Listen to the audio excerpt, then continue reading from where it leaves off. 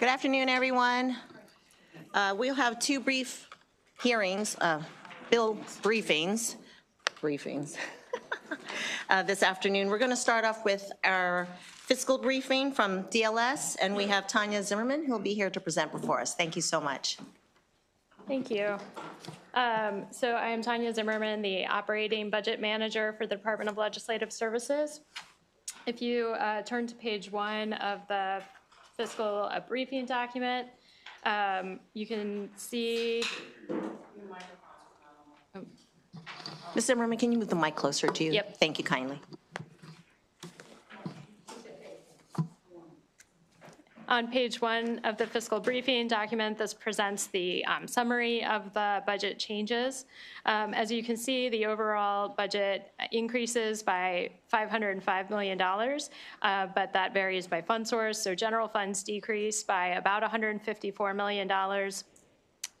However, if you exclude about $322 million of proposed deficiency appropriations that actually relate to fiscal 2025 costs that could not be absorbed in the budget, the general fund spending would increase by about $168 million. Federal funds also decrease, primarily related to Medicaid reimbursement that's also related to the prior year cost included in the proposed deficiency appropriations. Special funds increase by about $974 million. That's spurred by about 3 major changes. There's an increase of $357 million in the related to Blueprint for Maryland's future fund spending on education. There's about $287 million related to transportation and $70 million to administer the paid leave program. The overall budget plan leaves a general fund balance of about $108 million at the end of fiscal 2027, and the budget plan would leave a ending fund balance in the rainy day fund of about $2.17 billion, or 8% of general fund revenue. The budget includes $3 billion of general deficiency appropriations, of which $986 million are general funds. If you turn to page 2, this takes a look at how the governor's legislative proposals impact the ending fund balance to get to that $108 million. If you exclude those legislative proposals, the balance would be a negative $1.4 billion. However, there are a number of revenue adjustments, transfers, and spending reductions that bring to the balance. So there's about $357 million of revenue adjustments. A couple of the key provisions relate to decoupling either fully in part from some of the tax provisions that were included in the One Big Beautiful Bill Act, or OBA. Particularly, it fully decouples from the depreciation allowance for production properties. That would bring it about $123 million in fiscal 2020, or $123 million is assumed from that. And it would partially decouple from a provision related to bonus depreciation, which brings in a smaller amount of about $10 million. There's also about $72 million of various land and open space programs that would be funded with general obligation bonds, allowing the funds that would otherwise be used to support those programs to go to the general fund. There's about $586 million of transfers to the general fund. The largest of these are from the Strategic Energy Investment Fund, totaling about $292 million. And then there's about $188 million from the Fiscal Responsibility Fund, which would otherwise be used for capital purposes. And there are also transfers from the Bay Restoration Fund and the Waterway Improvement Fund to the general fund. Those funds are replaced with general obligation bonds. There's about $593 million of spending reductions that are contingent on legislation. About $450 million of this is not appropriating any funds to the rainy day fund. There's about $39 million of reductions related to reducing the state share of teacher retirement, librarian retirement, and community college retirement. There are also proposals to cap the community college formula growth at 3%, as well as level funding the Sellinger aid to independent colleges and universities, and also to fund the disparity grant, and a variety of other provisions. Turning to page 3, this looks at the structural outlook. So the negative balances, the negative numbers on this chart indicate that the ongoing expenditures exceed the ongoing revenue.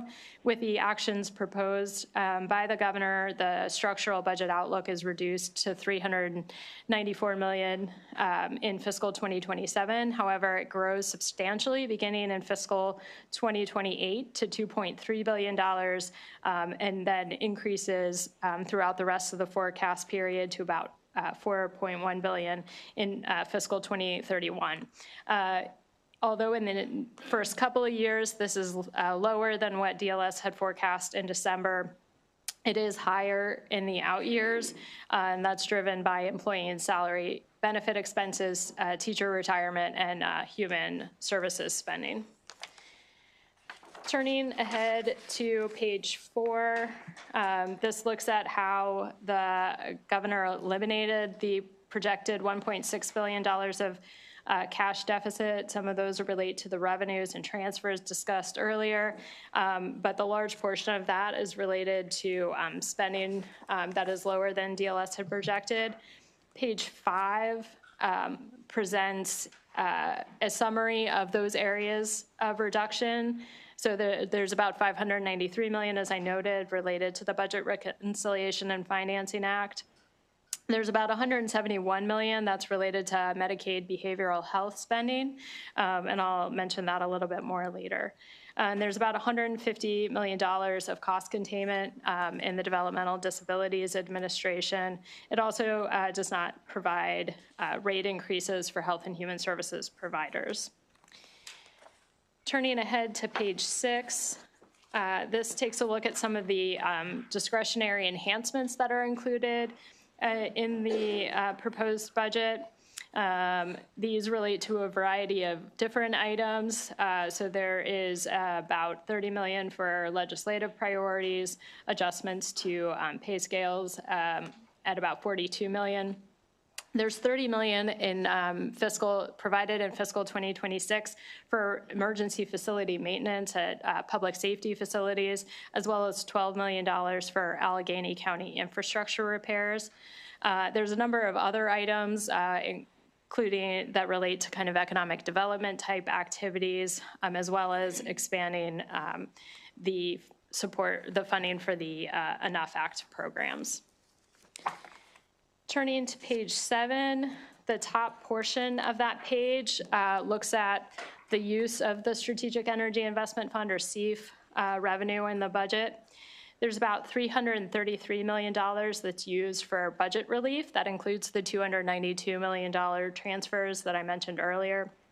There's about $30 million used for capital projects and about $11 million of other fund swaps. There are additional investments of about $392 million. That includes $100 million for ratepayer credits, about $100 million for incentives for clean energy projects to backfill federal reductions, and $42 million to provide funds to higher education institutions to refocus their research on energy resiliency and climate activities, as well as a number of other additional enhancements. Funding on K-12 education increases by $359 million overall, which includes $228 million of discretionary funds provided from Blueprint to hold schools harmless that are covered by the community eligibility provision from declines in the free and reduced price meal count that relates to a change under state law about how that counting occurs starting in fiscal 2027. Overall growth in education aid is dampened by enrollment declines. The full-time equivalent enrollment declines by 1%.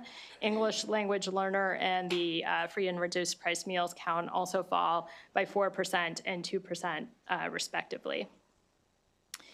On the top of page 8, This page has a number of additional kind of highlights or information about things that are funded in the budget, but I'll just draw your attention to that first bullet. So this relates to spending included in the budget to implement the One Big Beautiful Bill Act. There's about $56 million of state funds in fiscal 26 and 27 to implement that. The largest is $43 million in the Department of Human Services to cover the increase in the state share of the SNAP administrative costs, which begins October 1, 2026. And there's also about $13 million related to changes to prepare for the Medicaid requirements. The cost would be expected to increase in the out years as beginning in fiscal 2028. The state is expected to begin needing to pay a cost share that is required of states who have payment error rates over 6%. Turning to page 9, this looks at some of the legislative issues that are related to the budget this session. The first is the kind of long-term sustainability of the budget. As noted earlier, the structural outlook worsens considerably beginning in fiscal 2026, or 2028, sorry. There's also continued uncertainty about the impact of federal policy changes, employment, and federal aid to governments and how that will impact the Maryland economy and the budget. The governor proposed decoupling from certain of the tax provisions. However, there are other opportunities for decoupling that are highlighted on that page. One relates to research and experimental expenditures, and the other relates to business interest expenditures. As I mentioned before, the behavioral health Medicaid-related funding was about $170 million less than we forecast in December. And so there is a question about whether the funding provided in the budget is adequate to support the costs. This is particularly in light of surging utilization of those services over the last couple of years, and we'll continue to explore the funding that's in the budget to see if it appropriately captures the current trends. The Office of Legislative Audits has also identified about $1.4 billion in federal revenue assumed by the Maryland Department of Transportation that it didn't have supporting documentation for. And so there is a risk that state funds will be needed to backfill a portion of that. And that concludes my presentation, and I'm happy to take any questions. Thank you, Ms. Zimmerman. Are there, Delegate Weigel. Thank you, Madam Chairwoman. I appreciate the overview. Pardon me, because this is the first I've looked at it. But on page 2, you talked about the reducing the state share of the K through 12 teacher retirement. I'm assuming that's being transferred to the locals? Yes. And is that the total being transferred to local jurisdictions, or are there other funds being transferred to local jurisdictions? So that is the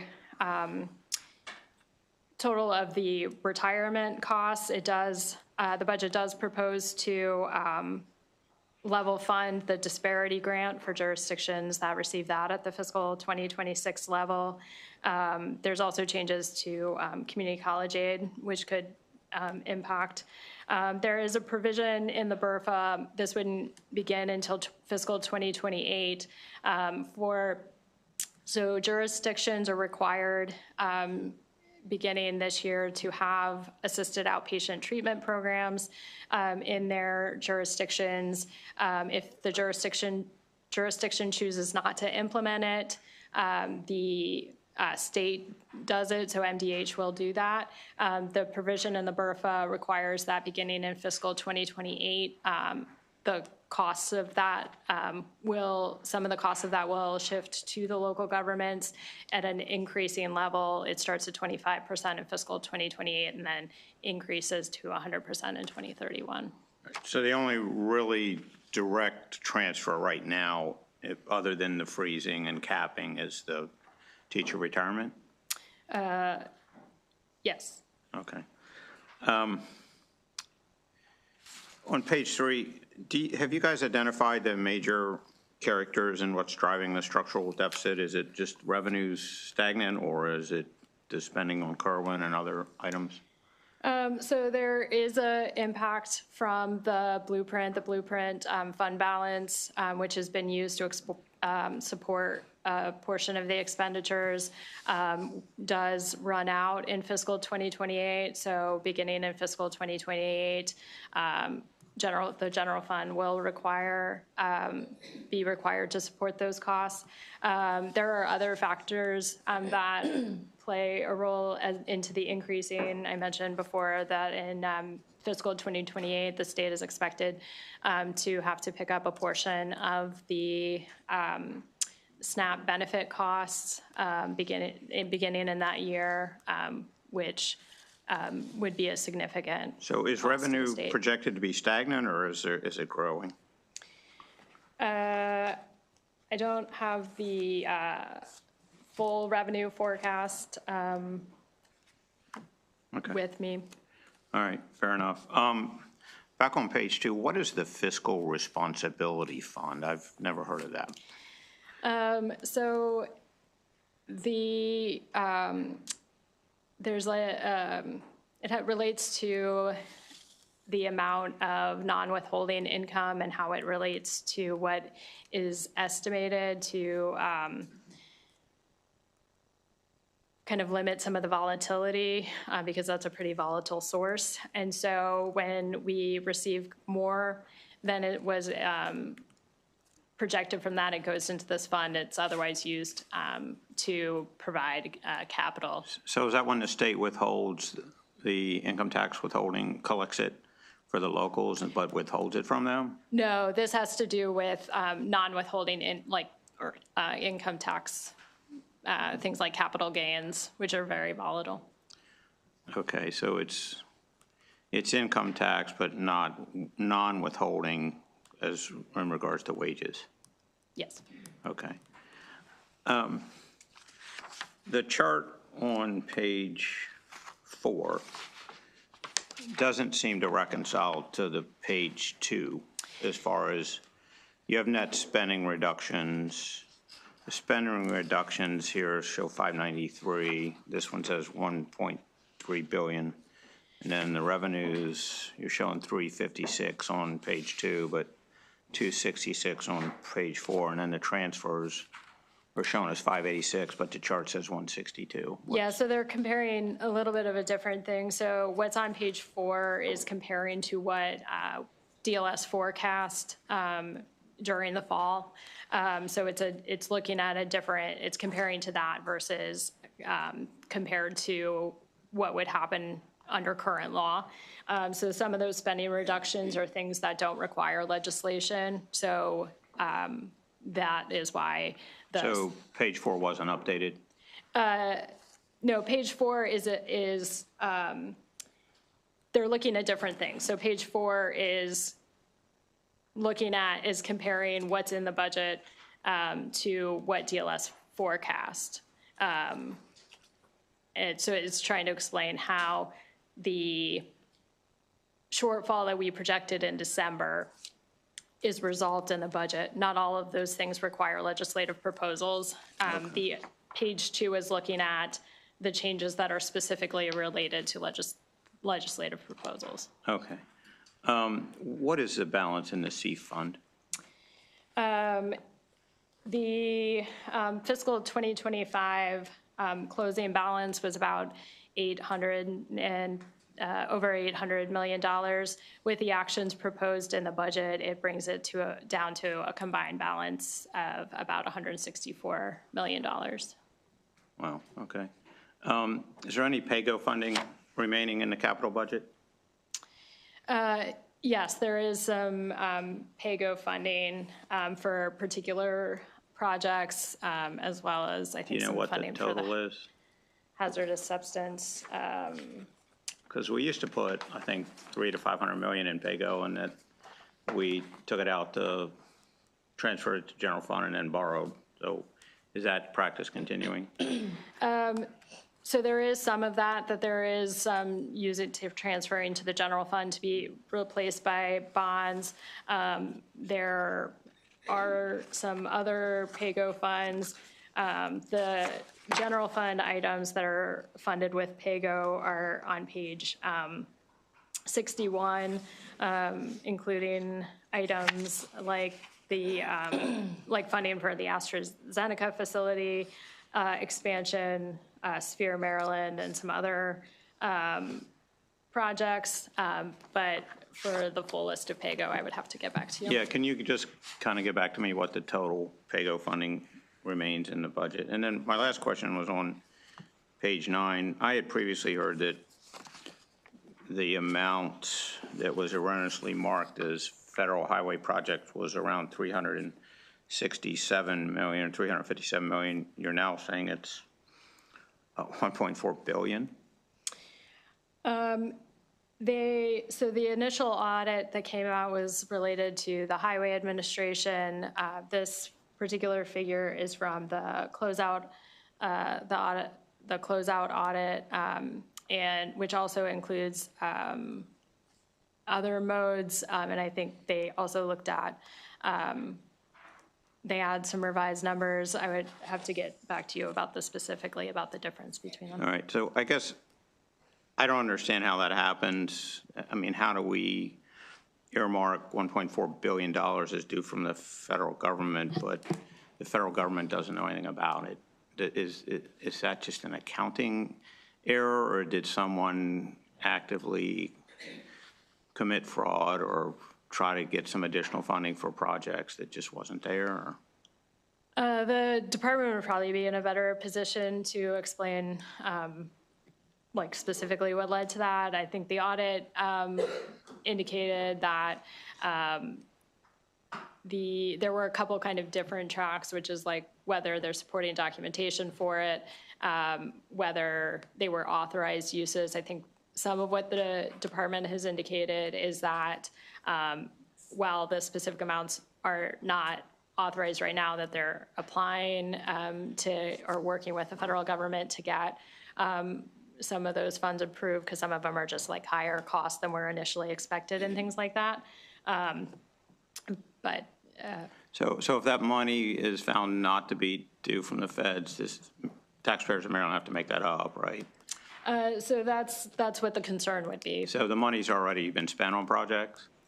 Yeah, this would have been related to things that they had already claimed. Committed to, and then how does that impact future projects? I mean, if we have to make up $1.4 billion, I'm assuming we're going to have to either delay or push out or just eliminate altogether other highway projects? It would probably depend on how it was, how big the issue was and how it was determined to be resolved. Certainly, some of it could be done by shifting funds around from projects, but it would depend on what the size and how it was resolved. All right, thank you.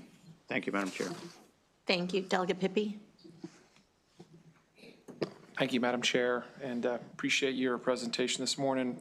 If you could go to page 2, and forgive me, you know, we're certainly not on the Budget Committee, but I just want to make sure I kind of digest this from 10,000 feet. So it shows that we have about a $1.427 billion deficit, right? Without the proposals that the governor Set forth, had. right.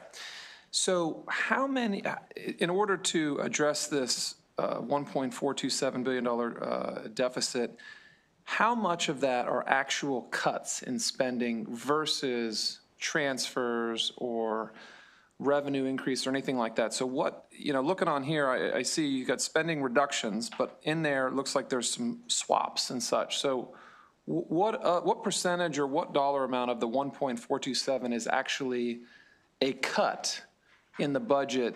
Can you tell us that? I would have to get back to you on the specific amount. That would be a reduction from spending versus a swap. So for example, CEF.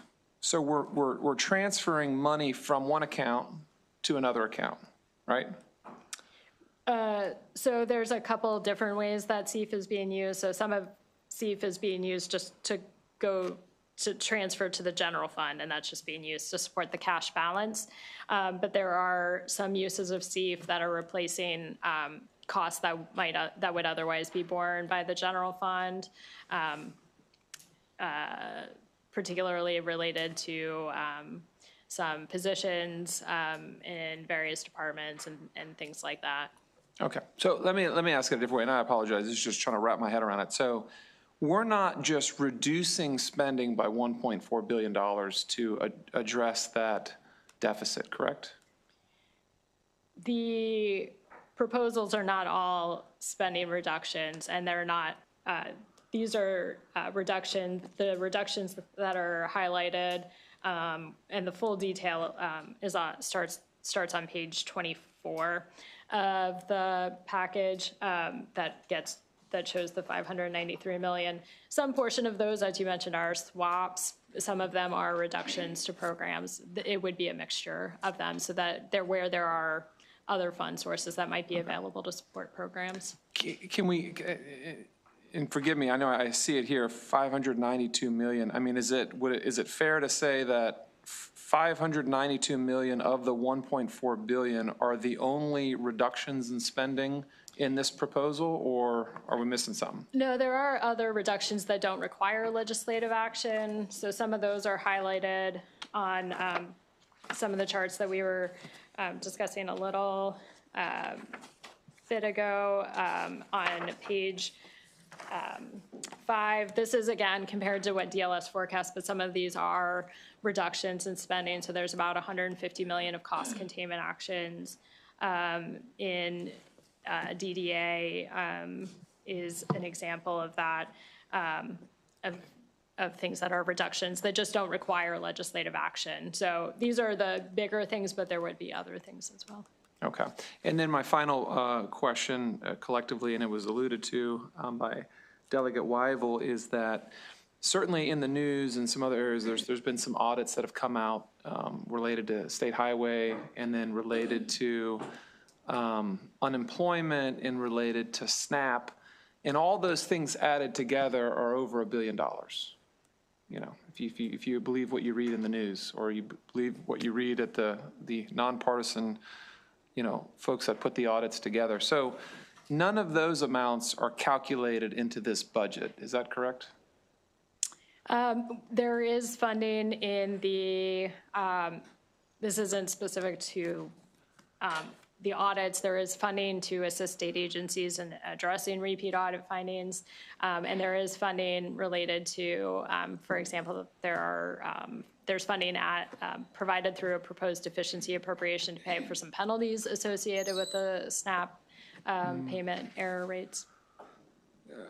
There's enough to cover the 800 million, whatever, for, well, I think SNAP was 300 million, and then the unemployment that we guess we didn't collect was 800 million, and then the state highway was 450 million, something like that.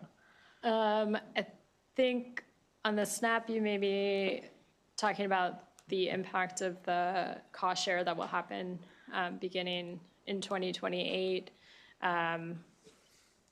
The others, I think until there's not, I wouldn't say there's anything specific necessarily to address those. Some of it is determining how much of it is receivable by the federal government, because some of it may be receivable. They just didn't have the supporting documentation. I think the agencies are still working through those amounts about how much is receivable versus how much. And then the last piece, just if we were hit with one of those where whether it was a bill or whatever you want to call it, like the federal government hits us with a bill saying, hey, you're not getting this money, or we're penalized, or does this budget, did you say it accounts for that, or it does not? There are, for the SNAP, where there's a payment error, there's a penalty issued for certain high error rates. There is funding to pay for that. That is a penalty we have been issued, and there is funding in the budget to pay for those penalties. The others, people are still working on them. Certainly, it would have to be addressed if there was. There hasn't been funding. We don't have funding to address the whole amount, where the agencies are in the process of kind of determining what is recoverable. Okay, thank you, Madam Chair. Thank you. So I'm doing my best to go in the order that everyone has pushed their buttons. So next, Delegate Ahrens. Thank you, Madam Chair. I think I'll be on a second here. On the same line of questioning, can you help me out, because I'm a little confused. What in this budget is taking me to next year's deficit? Addressing it, anything? So, I mean, in terms of like, I'm not sure exactly how to answer that, but there is, if you look at page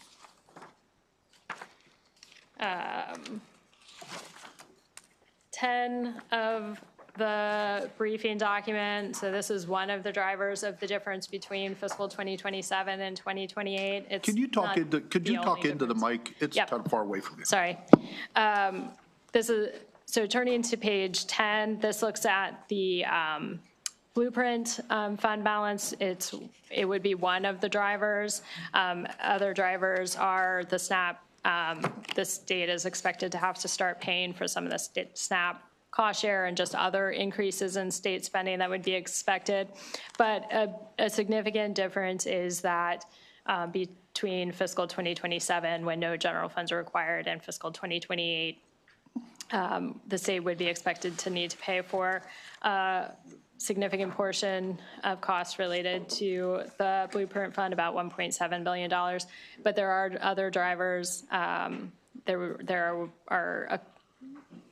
There would be over $100 million of costs related to the SNAP benefit cost share that's required, that is not required in fiscal 2027 and is required in fiscal 2028 if our payment error remains. Are they hard dollars or are they hopeful dollars? Which, Everything you're talking about, you're coming up with a lot of numbers. It sounds like we're going to be at a surplus next year. And that's not indicated. sorry, I was referring to why the deficit increase. I thought that was what you were asking about. Going back to what the Delegate Pippi was mentioning, you have on here on page 2 some of the dollars like transfers out of the general fund and then the spending. How much dollars are being, when we talk about pensions, retirements and pensions, that's all going to the counties. Is that really a cut? By deferring payments over to the counties, that's going, am I right? It's reducing the state share. The locals would be picking up the commensurate Okay, amount. so the counties are going to have to absorb those dollars, and we count that as a cut. It's a reduction to state spending. Okay. I guess I'm kind of confused about that, because as we're looking down this budget, the C Fund, the Bay Restoration Fund, the C Fund's pretty important, I think we'd all agree, because we have such a problem with energy today and people paying their bills. But the Bay Restoration Fund, is that going to be a permit every year we're going to get that money, or are these dollars absolutely going away next year? This is a transfer that's happening in that, and this year, with this year's funds, and then the funds are being replaced by bonds. So it doesn't, this doesn't affect the. Okay. The last question, and it's a little complex. We keep hearing about this $1.4 billion deficit, but all we've gotten is there's been a tremendous amount of spending that's going in here, money being given out, that he's doing. How does that offset that? When you're giving money out and sending money someplace, where's those dollars coming from? And is that going to continue? When you say I'm going to invest money in this, this, this, and this, that's dollars out of the budget. That adds to the deficit, I would assume. It depends. I mean, it depends on the enhancements. Some of those enhancements that I mentioned would be one time. Ultimately, it would be determined by what the governor chooses to put in the budget next year, things that are discretionary. There is a certain portion of the budget that is required spending, that's mandated spending related to legislation that has been enacted, spending and entitlement spending. You are required to pay for those costs. There are discretionary, there's items in the budget, and it would depend on what the governor would choose in a future year to put in the budget, whether they would be ongoing or. Okay. All right, thank you very much. Appreciate it. Thank you, Delegate. Before we move on, I just want to remind the members that Ms. Zimmerman is here just simply to present and nothing else. With that said, Delegate Howard. Real quick, we're taking Bay Restoration funds? They are being transferred to the general funds. They're fully replaced with, they're being backfilled with general obligation bonds. So the amount that is being transferred is also being replaced. Okay, because I remember about a dozen years ago, and any member that's in this room that's been around for 10 years or more, one of the first pieces of legislation, as a matter of fact, it was the first piece of legislation I co-sponsored and voted for, was to fence off and protect Bay Restoration funds from being treated like the Transportation Trust Fund of the previous O'Malley administration. And they were essentially balancing the budget on the backs of our Bay Restoration Fund. So that's not happening? The Bay Restoration Fund and Waterway Improvement Fund, as well as the funds for the open space programs that are going to the general fund are being replaced by bonds. Even though there was legislation fencing those funds off? I would have to look into the. Okay, I would be very interested to see how the administration is circumventing legislation that was bipartisanly passed overwhelmingly, I think unanimously, in the House in the first year of the Hogan administration.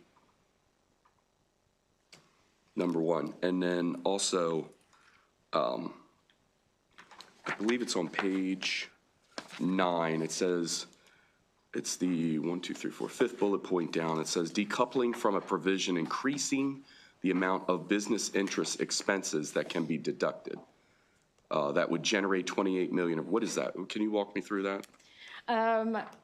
I can provide a little bit of information, but I would have to get back to you Okay, with please. anything specific. Under OBA, it increases the amount of interest that businesses can deduct, specifically related to allowing depreciation, amortization, and depletion, like non-cash items, to be included in the definition of adjusted taxable income. Okay, so we're getting rid of that. We're going to remove that increase, So the federal this- allowable increase. The two items that are listed on this page are things that the governor did not propose decoupling from. The two that I mentioned that are on the earlier page are the ones that he did, the governor did propose to decouple from. So we're not decoupling from these. These are two that are not current, that are not part of the governor's proposal Okay. related to decoupling. So those tax protections and write-offs for those businesses will stay in place at the current rates. Under the current proposal. Okay. And then, and I might have misheard you, and I'm sorry if I did, but you said earlier, I believe it was, you were talking about page 3, it said human spending? What, can you outline that for me a little bit? And it might have been, Yeah, so human services. yeah, human services spending. What does that entail? So things, the administration has a different estimate, for example, of what the SNAP benefits will be in fiscal 2028 and the out years than the DLS forecast. If you assume the same cost share that the state would pick up if you have a higher assumed benefit, then Okay. you're paying a higher amount, is an example of that. And any of the SNAP penalties that the state incurs based on overpayment is coming out of the budget? So there's two things that kind of happen related to the payment error rate. So the first, and this is kind of, this part has always been the case. There are, if your payment error rate exceeds the national rate by a certain level over a couple of years, you are issued a penalty. So there are funds, there's a requirement related to the penalties, and there's funds in the budget related to that. The second relates to things that were enacted as part of OBA, which require that beginning in federal fiscal 2028, that states pay a cost share if their payment error rate equals or exceeds 6%. It's a graduated rate depending on what the payment error So we rate have a high error rate. Yeah, currently the, What are we, second or third in the nation as far as?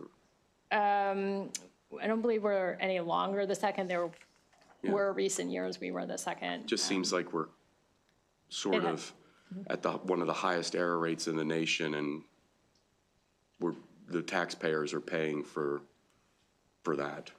Is there any, do you have any, is there any, I don't know, maybe we can talk later, you can bring it back to the committee or whatever, but I mean, is there any plan to reduce the error rate so that the taxpayers of Maryland aren't paying for that malfeasance essentially from a department? So the payment error rate has come down over the last few years. Some of the factors that related to the high payment error rates after beginning in federal fiscal 2022 related to kind of the timing of like transitioning to a new IT system, as well as the end of certain waivers that were in place during the COVID period, and kind of uncertainty about how those policies as they ended were being applied. The payment error rate has come down pretty significantly since then. It is still above the level that would require the 15% cost share, but the cost share is based on a rate that won't come out until later this year. So it's based on the payment error rate a couple of years before.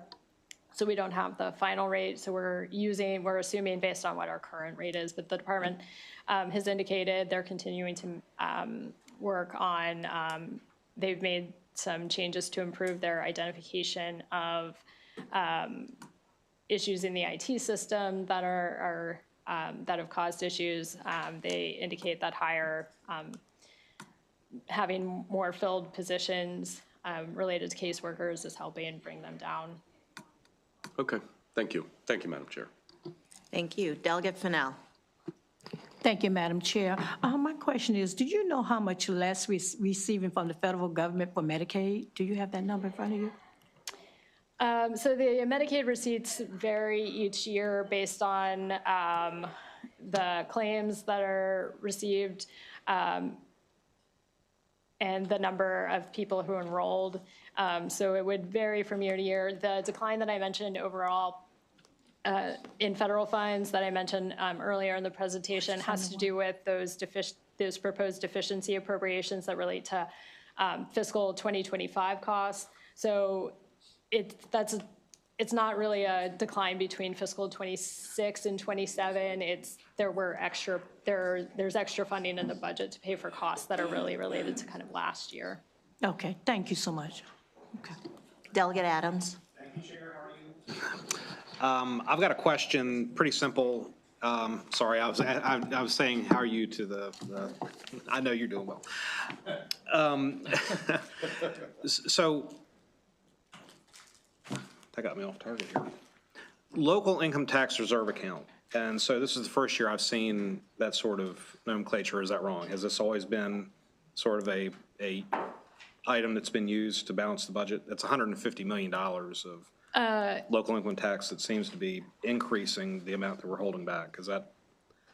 It is not used every year. It is sometimes used.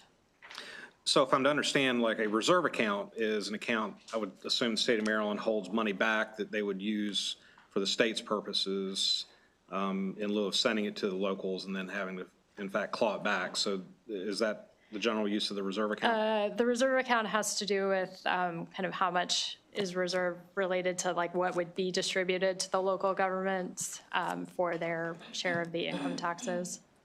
So the confusing part that I have, and you can come back to me or the committee on this, is I'm unsure why that would be a budget exercise if we're just talking about holding money aside for usual purposes. What this implies is that there's already a reserve account, like there's already an account, and that the governor's budget is choosing to reserve additional monies, or in other words, hold back additional monies in the tune of $150 million for the purpose of balancing the budget. And that's what I'm trying to grasp by that question.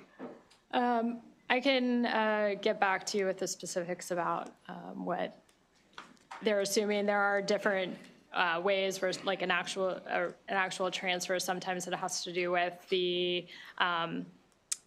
how it's determined, like the split, because the state collects the state and local income tax together, and then there's some like allocation between what is the states and what is goes is locals. And so sometimes there are adjustments related to that, and I would have to get back. And I would appreciate you getting back, because I would want to know if that's a maneuver that is not authentic as it relates to getting the budget balanced, at least as it relates to the governor presenting to the legislature the budget.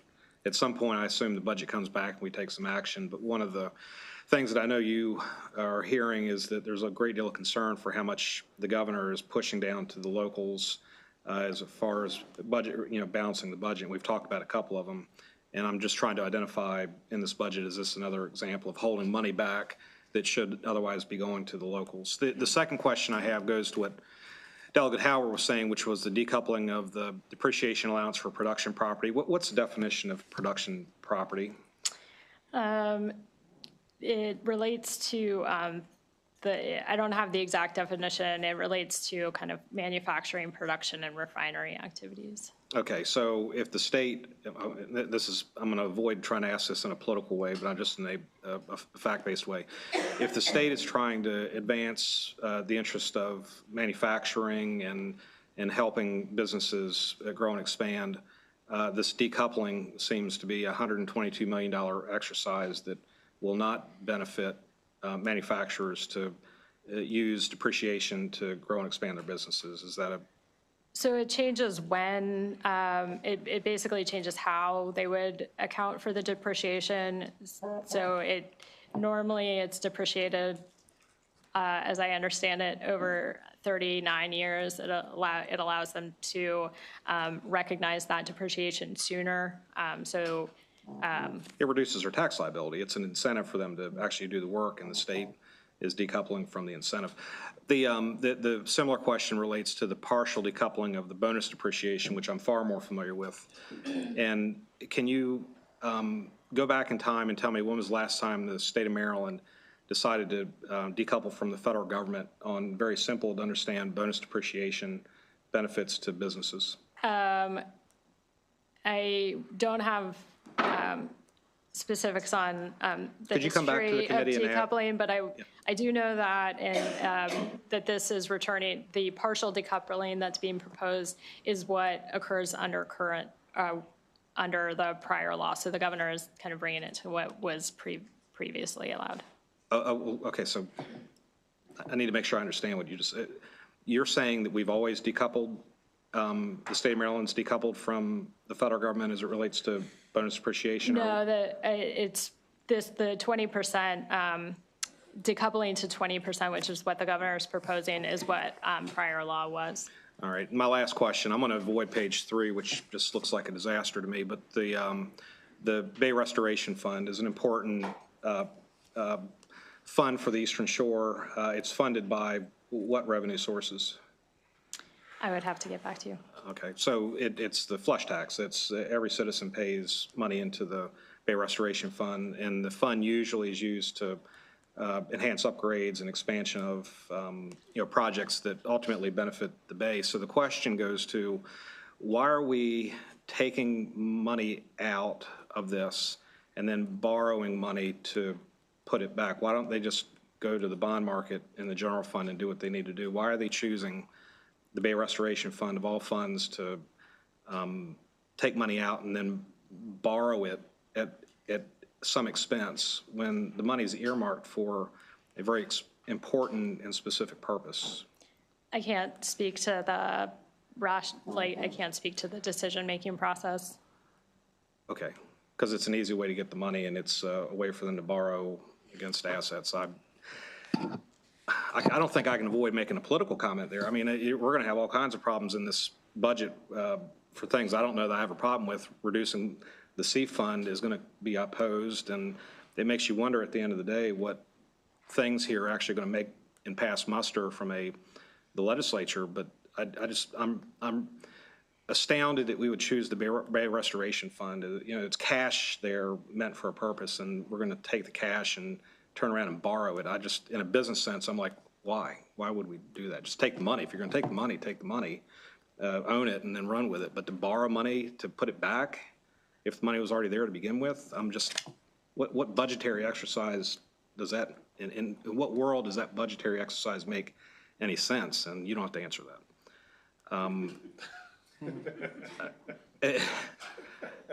Disparity grant, did the disparity grants go down for different counties, for example, Wacomico? It's level funded with at the 26 level, so the jurisdictions receive what they receive in 2026 from the formula funding. There was some additional funding provided outside of the formula. All right, now, just the last thing I'll say, and page 3 reminds me of before I came into the legislature. This looks like O'Malley's budget that finally got through the election cycle, and then came the taxes and the fees. The only way you're going to reconcile this is not to grow Maryland's economy. We can't grow our way out of this. They're going to raise taxes, just not during an election year. Thank you, Chair. Delegate Bhandari. Thank you, Madam Chair, and thank you, Madam Budget Manager. It feels like you're taking the comprehensive exam on this whole budget. I have two questions. On page 2, the administration has kept the structural deficit well below the SSC limit, that spending affordability committee limit. Can you walk us through a key discipline measure that made this possible, and how the General Assembly can help sustain them? So that gets to the kind of look at the areas of spending that they reduced. So some of that has to do with items that were included in the Budget Reconciliation Financing Act related to kind of some of the spending reductions that have multi-year impacts, as well as other changes, some of which are highlighted on page 5 that shows some of the other areas that they've reduced spending. Not all, those are in the BRFA, as I mentioned, related to kind of changes in how they brought down the both the cash shortfall and then some would also impact the structural shortfall. Thank you. And on page 1, looking at the page 1, I want to commend the administration for holding overall spending growth to just below less than 1%, to be exact, 0.7%. In a time of economic uncertainty and the rising cost and unpredictability of federal support, that level of restraint reflects real fiscal discipline and protecting taxpayer on the one hand, and still allowing us to invest in core priorities. And what signal does it send to the bond markets that our state is committed to long-term fiscal stability? What type of signal does it send? I can't speak particularly to the mindset of the rating agencies, but certainly addressing structural negative outlooks would presume to be something they would view favorably. Thank you. Are there any additional questions for Ms. Zimmerman? Seeing none. Ms. Zimmerman, I would ask if to the extent that you're able to get responses to the members' questions, that would be quite helpful. If not, you can let the individual members know that you can seek your assistance from from DLS. I will say that. Thank you so much for presenting before us. It was quite helpful for presenting the budget. Thank you.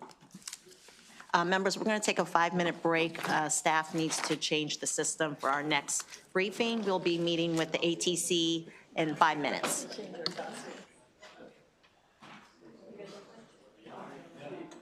Just 5 minutes.